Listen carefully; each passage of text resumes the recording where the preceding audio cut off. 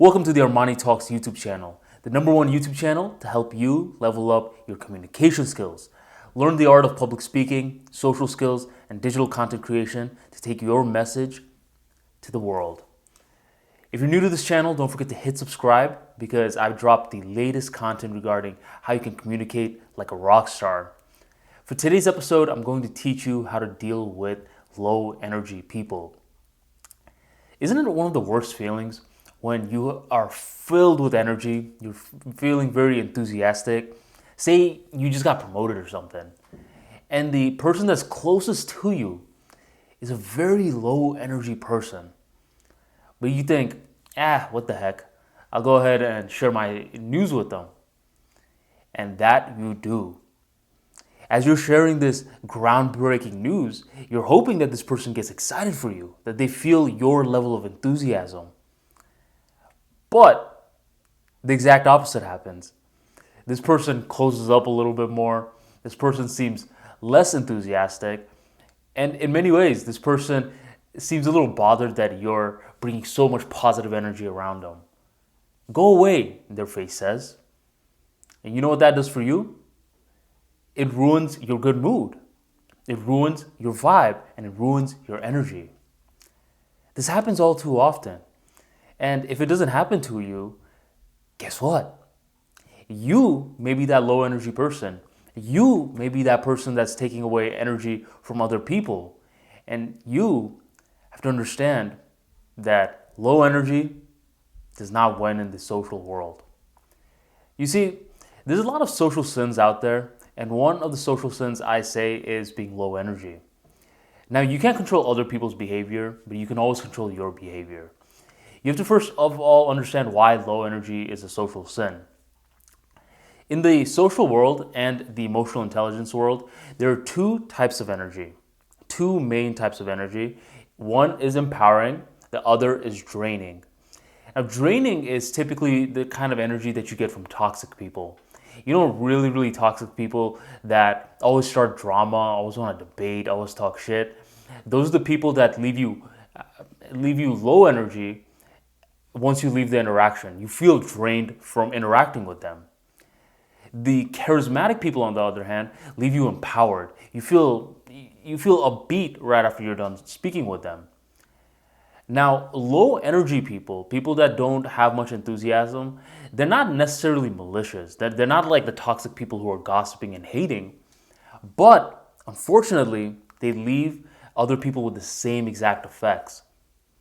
So if you're someone who's mumbling all the time, if you're someone who's always yawning, always tired, dragging your feet, you are leaving a really bad taste in the other person's mouth. So this isn't an act that you want to embrace.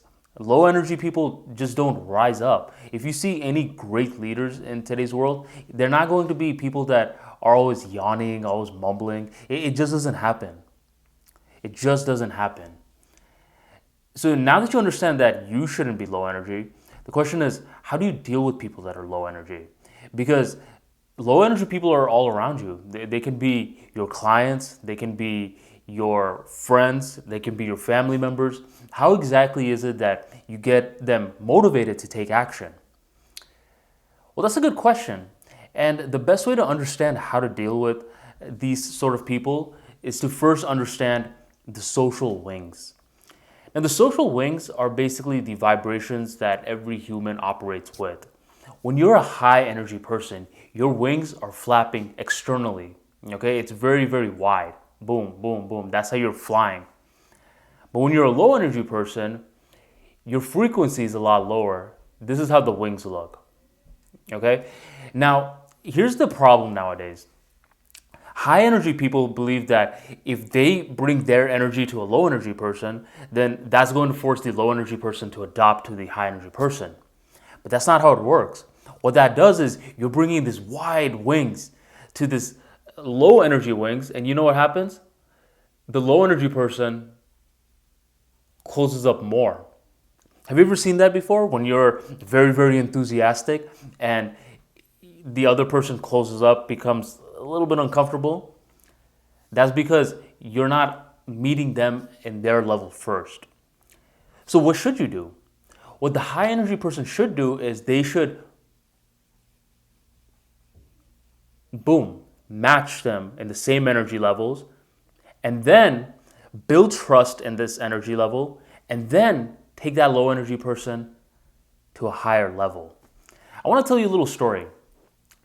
This was a few years ago. I remember around this time I was working as an engineer, and there was this intern that got placed in the cube right next to me. And I was supposed to be this intern's mentor. And I remember this guy, and let's call him Kevin. Kevin was super low energy. I mean, he was just a cloud of darkness. Mumbled, always was yawning. I mean, it always seemed like he was tired. And I remember one time I go to Kevin, I'm sharing a story with him, and this guy's just yawning nonstop. So I'm like, yo, Kevin, do you want me to show you where the coffee machine is? Or we could grab coffee together. And he looks at me like, Arman, I don't drink coffee. I don't need that. The guy that needs coffee the most has a distaste towards coffee. Who could have imagined? Well, within the next few weeks, needless to say, Kevin's low energy subconsciously brought me down as well. And at this point, my enthusiasm would always melt around him, and I was pretty low energy like him as well. But here's what began to happen. Once I became low energy around Kevin, he started to seem like he was warming up to me more. And later on, anytime that I would get really excited about good news that happened to me, now Kevin was being more energized with me. He was being more enthusiastic and happy for my wins. So what happened there? What happened there was I accidentally stumbled into a social lesson. And the lesson was I brought myself down to Kevin's energy levels. I brought myself down there. And when I brought myself down there and matched him, what happened was I built rapport. I built trust. I couldn't have done that if I was over here trying to communicate with Kevin, because now we're not in the same vibrations. He's not trusting me. But once I built that trust, once I built that rapport, now I was able to influence him. Think about it. Do you ever want to be influenced by someone that you don't trust? Rarely, right? That's why a lot of us, we know politicians are trying to influence us, but we don't want to listen to them because something about our gut tells us that we don't quite trust them. But in this situation where I brought myself down to Kevin's level, I got his trust, and now I was able to transport him to higher energy levels. So what does this all mean for you? This means that you need to match someone before you try to alter them. This means you need to match someone before you try to alter them. I said that twice because it's very, very important. Don't try to alter them from the get-go. Don't be that enthusiastic person trying to get them to be enthusiastic with you, because you're skipping straight to the altering part. Rather, match their wings in the same vibration, build their trust. And you build that trust by having similar tonality as them. Really do some body mirroring in this stage. Check out their body movements, check out their tonality, see how they're speaking, and match them in that level. Once that happens, you've established that rapport bridge. And now you start influencing them. If they're if they're an intern that you need a solid output from, so they make you look good as well, that's the exact strategy you want to follow. Say you're trying to influence a family member. Say you're trying to get your client motivated in your coaching sessions. Whatever the case is, you have to build that rapport first. As a high energy person, you have a gift, but it's only a gift if you know how to wield it and you know how to communicate with the right people at the right time. Remember, a big part in being socially dynamic is to be able to change your messaging. It's to be able to adjust based off of the person you're speaking with. All right?